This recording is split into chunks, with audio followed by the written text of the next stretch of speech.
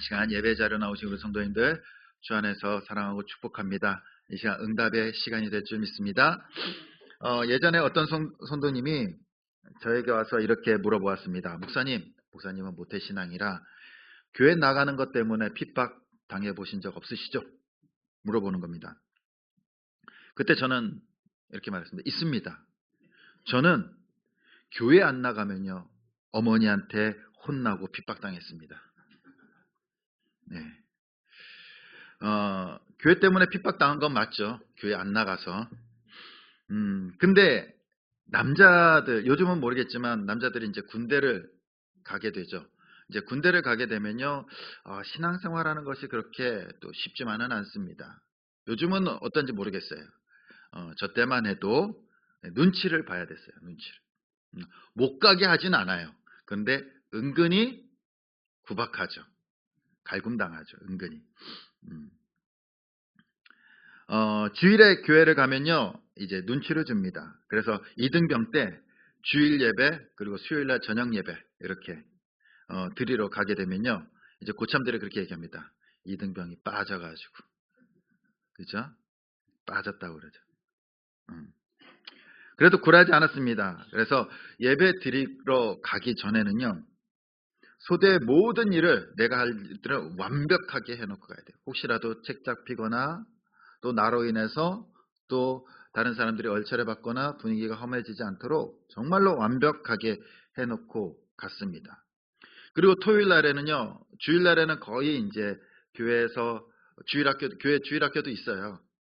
주일학교 봉사도 하고 또 예배도 드리고 또 오후 예배까지 그러다 보면요, 하루 종일 이제 주일날에는 교회에 있게 돼요.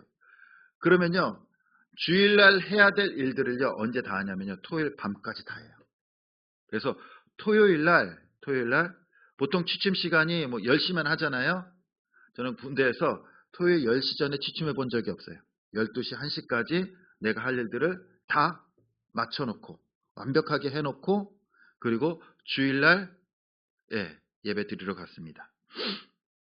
이후에는요, 모든 선임들이요, 고참들이 인정해 주고요, 교회 가는 것을 막지 않았어요. 근데 이러한 것들을 우리는 뭐 핍박이라고 생각해 본 적은 없어요. 뭐 당연한 거죠. 근데 우리 성도님들 중에는 이런 것이 아니라 정말로 핍박 당해 본 적이 있는 분들 계실 겁니다. 예수님을 믿는 것 때문에 또 맞거나 아니면 쫓겨나거나 아니면 정말로 어려움을 겪으신 분들 계실 겁니다. 우리가 예수님을 믿는다 그러면요, 문제가 해결되고 복받는다 라는 그러한 말 때문에 예수님을 믿으신 분들도 계실 거예요. 근데 정말로 예수님을 딱 처음에 믿었어요. 교회 나왔어요. 그럼 정말 복받고 정말로 문제가 해결되셨습니까? 아닐걸요? 그때부터 뭐가 시작됩니까? 고난이 시작되는 거예요. 핍박이 시작되고요. 환란이 시작됩니다. 참 희한하지 않습니까? 우리가 예수님 믿으면요, 복을 받고 문제가 해결된다라고 예수님을 믿었는데 희한하게 예수님 믿고 나면요, 그때부터 고난이 오고요, 핍박이 와요. 환란이 와요. 또 세상으로부터 멸시가 옵니다. 구박이 와요. 오늘 우리가 읽은 본문에는요, 이 서머나교회입니다. 이 서머나교회는요, 어떠한 교회냐면요, 우리와 같이 핍박받는 교회였어요. 핍박받는 교회. 7교회 중에서, 소아시아 7교회 중에서 유일하지 않죠. 빌라델피아 교회와 더불어서 칭찬만 있는 교회가 이 서머나 교회였습니다. 서머나 교회는 현재 7도시 중에서 현재 존재하는 도시가 이 서머나 지역이에요. 서머나 지역. 아직까지 있어요. 이 도시명은 서머나가 아니라 이즈밀이라는 도시로 존재한다라고 합니다. 아직까지 있어요. 근데 당시 이 요한계시록이 쓰여질 당시 이 서머나 교회 서머나 도시의 인구는 약 10만 명이었어요. 에베소 도시에 비하면은 뭐 절반밖에 되진 않지만 그럼에도 여기는 큰 도시였습니다. 큰 도시. 근데 이 도시에는요, 주전 193년 이 소마나 도시에는요, 로마의 신들을 공경하는 신전을 최초로 세운 도시입니다. 로마 신들의 신전을 세운 최초의 도시. 당시 많은 도시들이 또한 황제의 신전을 유치하기 위해서 막 경쟁을 벌였어요. 왜냐하면 황제를 숭배하는, 또 황제를 제사하는 신전을 지으면 로마 정부로부터 많은 지원을 받게 됩니다. 지원을 받게 돼요. 충성스러운 도시이기 때문에 어떠한 지원인지 모르지만 뭐 세금 감면이라든지 아니면 뭐 보조금을 준다든지 아니면 재개발을 풀어준다든지 뭐 여러 가지 혜택을 주게 돼요. 그렇기 때문에 여러 큰 도시들은요, 우리가 황제에 대해서 충성을 다합니다라는 것을 어필하기 시작합니다. 어필하기 시작해요. 경제적 이익을 얻기 위해서. 그래서 이 여러 도시들 중에서 당첨된 도시가, 황제에 대한 충성도가 가장 높으면서 신전을 세우도록 허락받은 당첨된 도시가 이 서머나였어요. 서머나. 그래서 이 서머나는요, 1년에 한 번씩 대대적으로 모든 이제 도시 사람들이 모여서 황제를 위해서 제사를 지냈습니다. 제사를. 그리고 제사를 지낼 때 그들은 고백합니다. 뭐라고 고백하냐면요, 가이사, 황제는 나의 주님이시다 라고 고백을 하는 거예요. 모든 사람들이 그 고백을 하는 거예요. 황제는 나의 주님이십니다. 주님이십니다. 예수 그리스도가 나의 주님이 아니라. 근데 여기서 그치지 않습니다. 여기에 이제 시장들, 상인들이 있잖아요. 이 상인들이 이 길드라는 상인 조합을 만듭니다. 그래서 조합 안에서 시장이 전체가 운영이 되는 거예요. 근데 이 길드 안에, 이 상인 조합 안에 들어오려면요, 고백을 해야 돼요. 무슨 고백을 해야 되냐면, 황제는 나의 주님이십니다. 주인이십니다. 라는 고백을 해야 돼요. 그 고백을 하지 않으면요, 장사를 할 수가 없어요. 먹고 살 수가 없어요. 먹고 살 수가 없어요. 이렇게 황제에 대한 충성도가 높은 도시가 이 서머나 도시였어요. 그렇다면 반면에 교회는, 그리스도인들은 이 도시에서 살아가기 편할까요? 힘들까요? 당연히 힘들겠죠. 왜 힘들까요? 장사를 할 수가 없어요. 일을 구할 수 없습니다. 성도들이 황제는 나의 주님이십니다 라고 고백을 하지 않아요. 믿음을 지키는 거예요. 신앙을 지키는 겁니다. 그러다 보니까 성도들이 어떻게 돼요? 가난해지는 거예요. 가난해지는 거.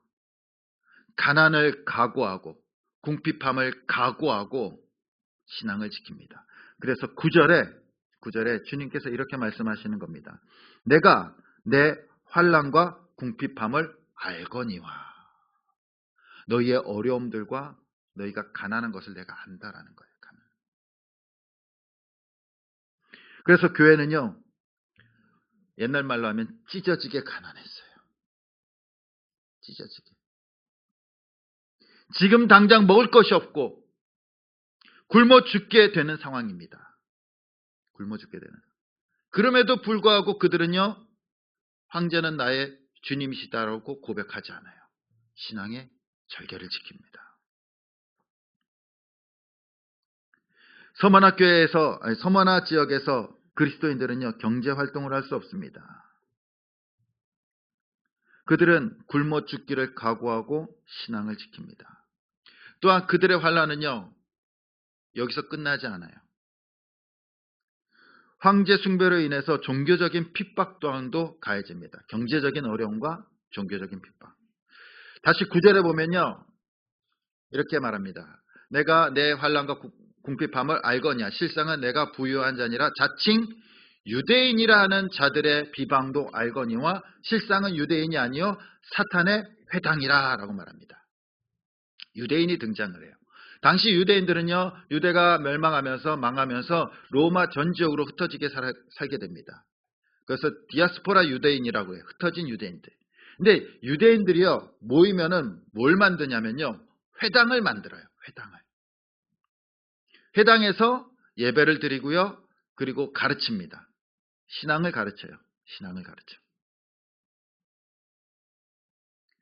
똑같이 그리스도인들도 하나님을 섬기고 유대인들도 하나님을 섬겨요.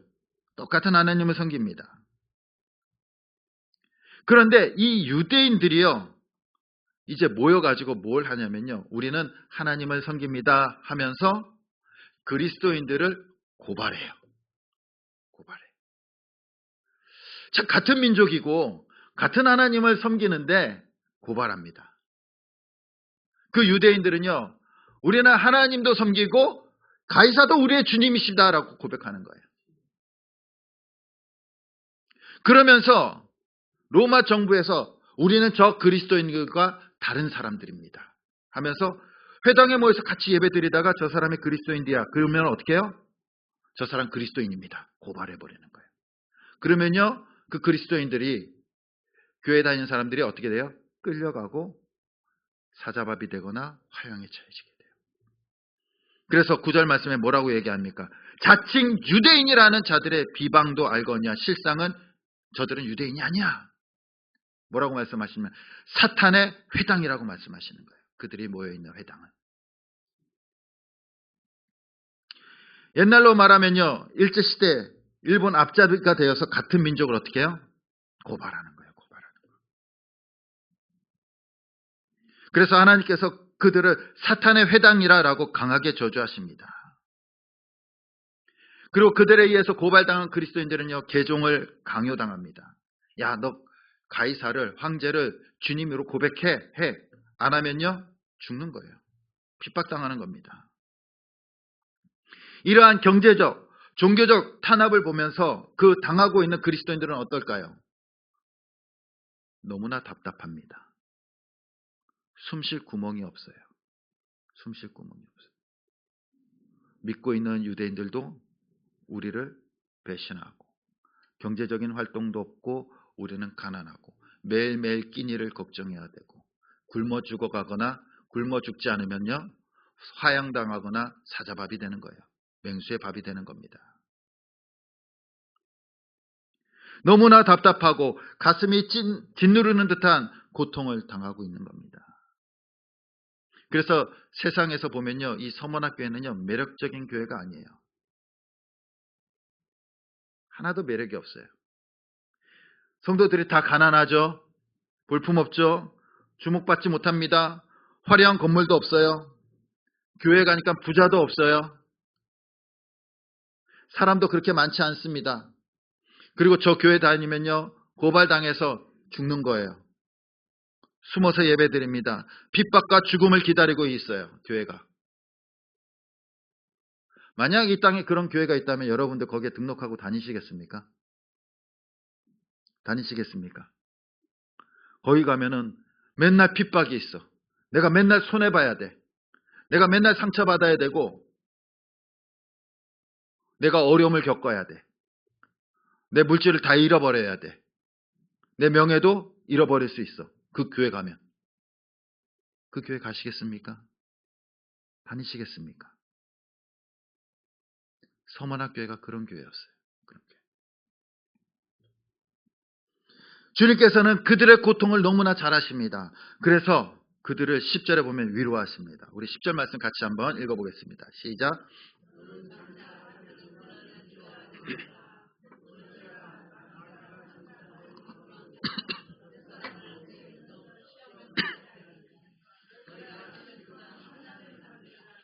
네가 죽도록 충성하라. 그리하면 내가 생명의 관을 내게 주리라. 아멘. 근데 10절 말씀을 위로의 말씀으로 주셨는데 자세히 보면 위로가 맞는지 아닌지 구별이 가지 않아요. 뭐라고 말씀하십니까? 고난을 두려워하지 말라. 거기까지는 좋아요. 그런데 마귀가 장차 너희 가운데 몇 사람을 오게 던지고 시험을 받게 할 거야. 고난이 끝난다고 말씀하지 않으세요. 핍박이 끝난다라고 말씀하지 않으십니다. 그리고 너희가 10일 동안 환난을 받을 거야. 앞으로 더 환란이 있다라는 거예요. 환란이 있다라는 거예요. 아니 위로의 말씀이면은 야 내가 개입해서 이제 너희 적들을 없애줄게. 너희를 회복시켜줄게. 경제적인 어려움 회복시켜줄게. 너희가 받은 상처도 회복시켜줄게. 걱정하지 마. 라가 아니에요. 앞으로 더 있다. 라는 겁니다. 앞으로 더 있다. 10일 동안 더 있다. 여기서 딱 10일이 아니에요. 10일이 아니에요. 이 10일이라는 건 뭡니까? 그냥 짧다라는 거예요. 짧다라는 거예요. 그 짧다라는 것이요. 뭘 의미할까요? 이 세상을 의미하는 겁니다. 이 세상의 고통은 짧다. 이 세상의 핍박은 언젠가 끝난다라는 거예요. 끝난다. 너희가 당하는 고통, 이 세상은 언제나 끝나. 그렇기 때문에 어떻게 하라는 겁니까? 죽도록 충성하라는 거예요. 죽도록. 끝까지 충성하라는 겁니다. 성도들이 당하는 환난과 핍박이 영원한 것이 아니라는 거예요. 그러니까 너희는 이 세상에서 그 짧은 인생 속에서 환난을 당하고 핍박을 당하고 죽임을 당하더라도 끝까지 죽도록 죽기까지 충성하라고 말씀하시는 거예요. 이게 하나님께서 주신 위로의 말씀이에요. 끝도록 죽기까지 충성하라. 사막 광야길을 걷고 있을 때 그 길을 벗어나는 방법이 뭐가 있습니까? 어떻게 하면 그 광야길을 끝낼 수 있습니까? 아주 단순합니다. 그 길이 끝날 때까지 걷는 거예요. 그 방법밖에 없어요. 그 방법밖에. 광야 사막길에 뭐가 있습니까? 거기를 벗어나려면 도움을 청할 곳도 없어요. 그냥 그 길이 끝날 때까지 그냥 죽을 때까지 죽을 힘을 다해서 걸어가는 거예요. 걸어가요. 중간에 포기하면은 죽는 거예요. 죽는 거예요. 끝나는 겁니다. 핍박과 환난을 이기는 방법 아주 간단합니다. 뭡니까? 네, 끝날 때까지 끝까지 참고 견디고 충성하는 겁니다. 우리는 뭔가 대단한 것을 요구해요. 우리가 핍박을 당하고 고난을 당하면요, 하나님 빨리 끝내주세요. 뭔가 하나님께서 간섭하셔서 뭔가 뒤집어 버리시고 내 적군들을 물러쳐 주시고 모든 문제를 해결해 주세요. 해결해 주세요. 그런데 주님께서 말씀하십니다. 죽도록 충성해. 끝까지 가. 끝까지 가. 끝까지 가. 그 고통, 그 핍박, 그 영원한 것 아니야. 영원한 것 아니야. 끝까지 가면 돼. 예수님께서 십자가에서 죽기까지 하나님 아버지께 충성하셨습니다.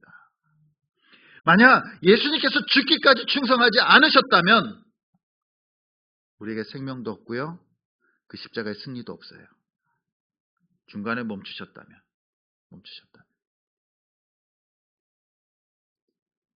그래서 하나님께서 너희도 죽기까지 충성하라고 말씀하십니다. 그래서 실제로 이 서문학교에는요. 죽도록 충성해요. 죽기까지 충성합니다. 많은 사람들이 짐승의 밥이 되고요. 많은 사람들이 화형당해요. 예수님을 주로 고백하고 로마 황제를 주로 고백하지 않습니다. 그래서 거부한 자들은 잡혀가게 되고요. 원형 경기장에서 수많은 사람들이 보는 가운데 맹수로부터 살이 찢기고 피를 흘리면서 잔인하게 죽어갑니다. 그리고 화형당해요. 정말로 서문학교에는요. 가난하고 볼품없고 너무나 힘든 교회였어요. 굶어 죽거나 화형당하거나 사자밥이 되거나.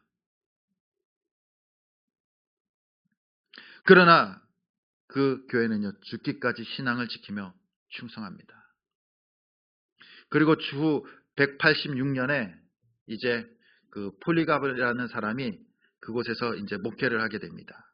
그리고 그 폴리갑 이 서문학교의 목회자이자 감독자는 이제 그 교회를 이제 목회를 하면서 성장시키게 돼요. 그러다 보니까 로마인들에게는요, 이 폴리갑이요, 눈에 가십니다. 그리스도인들을 색출하기 시작합니다. 폴리갑도 잡아들여야 돼요. 그래서 성도들을 잡아다가 고문을 하는 거예요. 야, 폴리갑 어디 있니? 불어. 그러다가 이제 성도들이 그 고문에 이기지 못해서 어디에 있다라고 알려줍니다. 그리고 이제 관리들이 쫓아가서 이 폴리갑을 잡아요. 끌고 옵니다. 재판장에게 끌고 와요. 근데 당시 이 폴리갑은요, 많은 사람들로부터 존경받는 사람이었어요. 존경받는 사람. 그렇기 때문에 함부로 하지 못하고 이 재판장이요, 이 폴리갑에게 부탁을 합니다.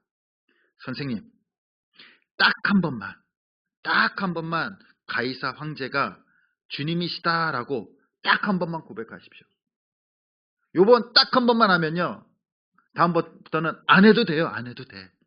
딱 한 번만 부탁드립니다. 고백해요. 그때 폴리갑이 이렇게 고백합니다. 지난 86년 동안 예수님께서는 단 한 번도 나를 배신하지 않았는데 내가 어떻게 그 일순간 고난을 피하기 위해서 제가 주님을 배반할 수 있겠습니까? 거절합니다. 거절해요. 그러자 재판관이 그렇게 얘기합니다. 정 그렇다면 어쩔 수 없습니다. 당신에게는 두 가지 선택권이 있습니다. 하나는 짐승의 밥이 되거나 또 다른 하나는 화형당하거나. 당신의 죽음을 당신이 선택하십시오. 이 폴리갑은 화형을 선택합니다.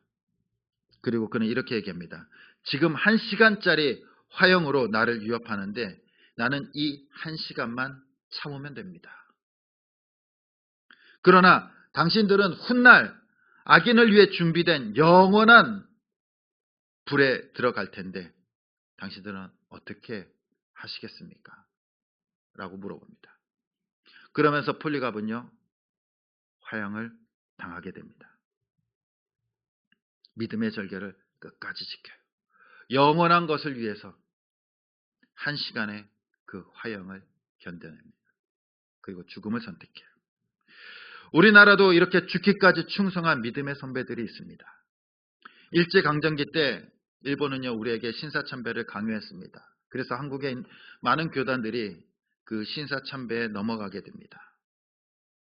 신사참배는 풍습이며 국민의례라고 하면서 해도 된다라고 말해요. 그런데 그때 이 신사참배에 맞서 싸운 분이 계십니다. 우리가 잘 아는 주기철 목사님이세요. 일본 입장에서 보면요, 이 주기철 목사님이 항상 눈에 가시예요. 저 사람 빨리 보내버려야 되는데. 그래서 5차례나 체포해서 고문을 가하게 됩니다. 고문을 가요. 5차례나. 5차례나 이제 체포돼서 고문을 가하면 몸이 어떻게 되냐면 만신창이가 돼요. 만신창이 돼. 그리고 주기철 목사님이 마지막 투옥됐을 때 이제 본인도 느끼는 거예요. 아, 죽는구나.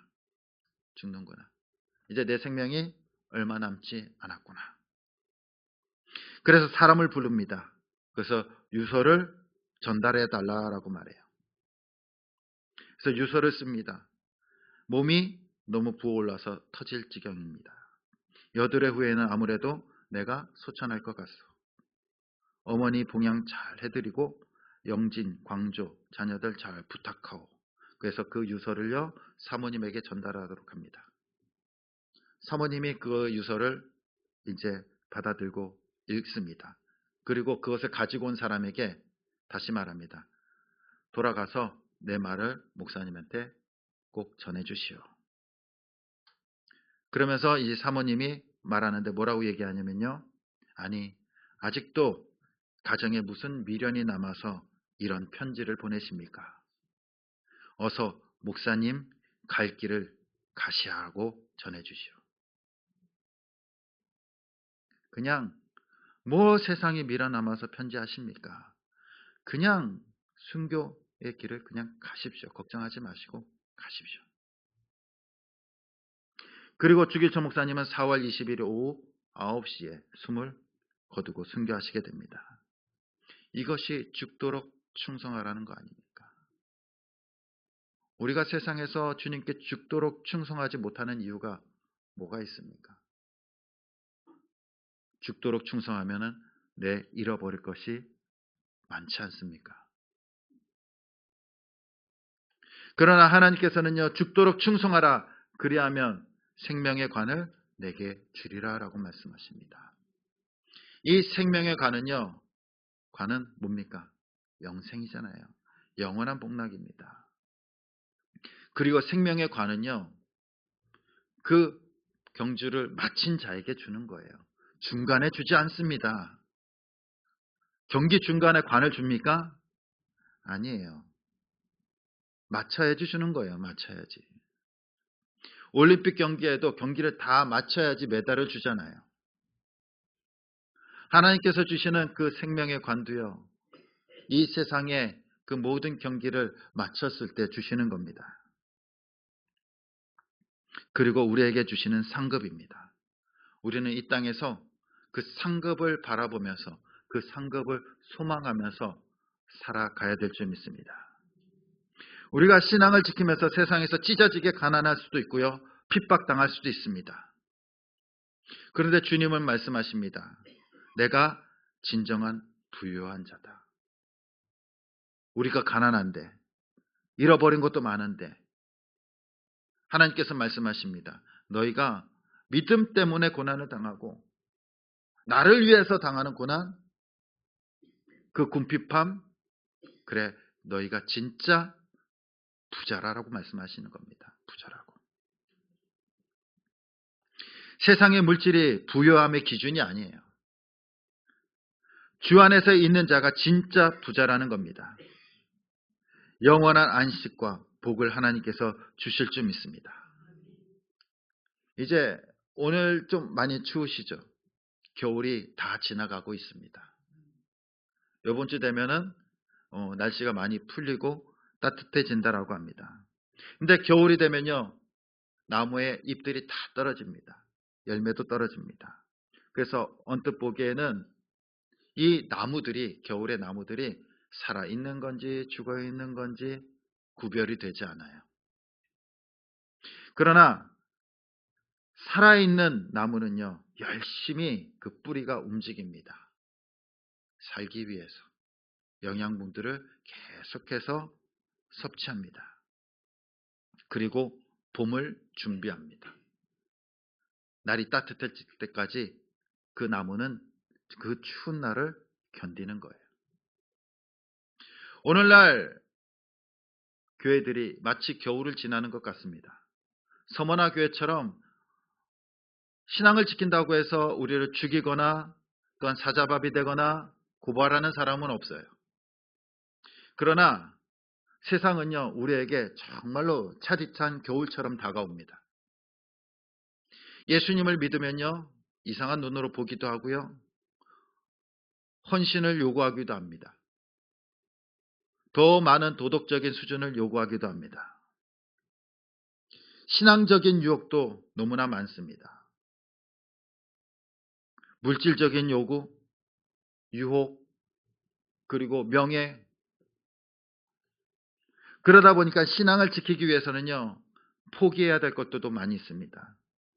때로는 시간을 포기하고요, 때로는 물질을 포기할 때도 있고, 때로는 내 자존심과 내 생각을 포기하기도 합니다. 그런데 사람들은요, 내가 포기했는데도 불구하고 나를 이해해 주거나 알아주지 않아요.